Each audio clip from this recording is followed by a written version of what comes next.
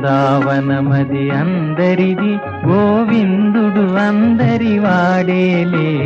బృందావనమది అందరిది, గోవిందుడు అందరి వాడేలే.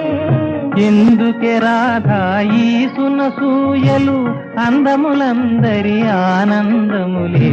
ఎందుకే రాధా ఈ సునసూయలు, అందములందరి ఆనందములే. బృందావనమది అందరిది, గోవిందుడు అందరి వాడేలే.